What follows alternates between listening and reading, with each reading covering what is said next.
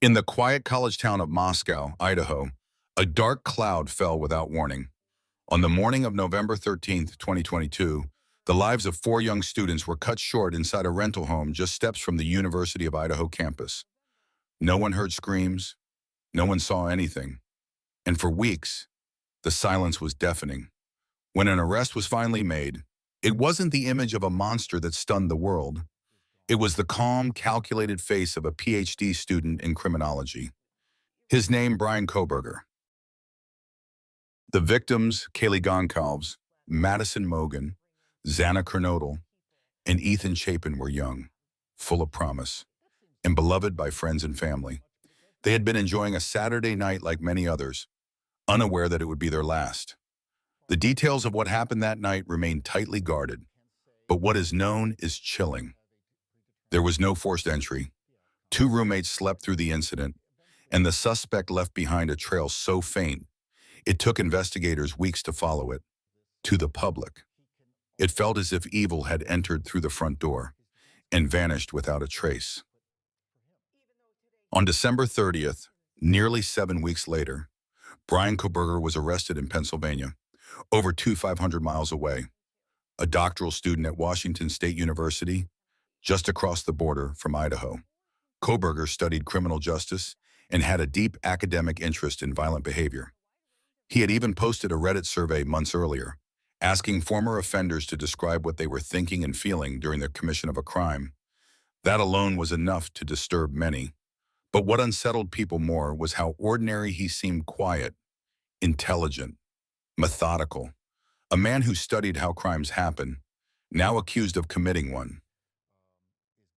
As the case drew national attention, the question everyone asked was, why there's no confession, no letter, no clear connection to the victims? So people began to theorize. Theory 1, a need for control. Some believe Kohberger may have been driven by a deep desire to assert dominance in a world where he felt powerless. The act then becomes a twisted way to take back control at any cost. Theory 2, intellectual curiosity turned dark. Was this the ultimate experiment? A scholar so obsessed with understanding violence that he tried to experience it firsthand? If true, it would be one of the most chilling academic descents in modern history. Theory 3, social alienation and resentment. Former classmates describe Bryan as isolated, awkward, and often bullied. Could years of social rejection have led to resentment toward people who seemed happy, accepted, and loved? Theory 4, targeted obsession.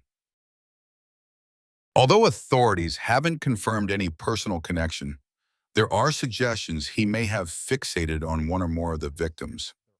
In the age of social media, obsession can grow silently and dangerously.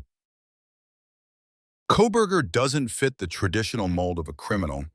He's not erratic or visibly dangerous. He's a researcher, a student, a man whose intelligence may have been used not for insight, but for concealment. What makes this case so disturbing isn't just what happened, it's who is accused and how much he may have planned for it to go unnoticed. There's an eerie tension in the idea that someone could study the science of crime and still choose to cross that line. Not because they don't know better, but perhaps because they know exactly what they're doing. To this day, the public has no clear answer, no motive confirmed, no closure for the families whose lives were forever changed. Bryan Kohberger has maintained his presumption of innocence. His trial will decide the truth, but even if a verdict is reached, one truth will remain. This tragedy has forced us to confront uncomfortable realities, that appearances can be deceiving, that knowledge does not equal morality, and that darkness can sometimes wear the face of normalcy. From the outside, Bryan looked like a man of discipline and purpose, but perhaps, behind the academic titles and quiet demeanor, was a storm waiting to break. In the end, this story is not just about one man. It's about 4 lives that were lost too soon. It's about the communities left grieving and the people trying to understand the unimaginable.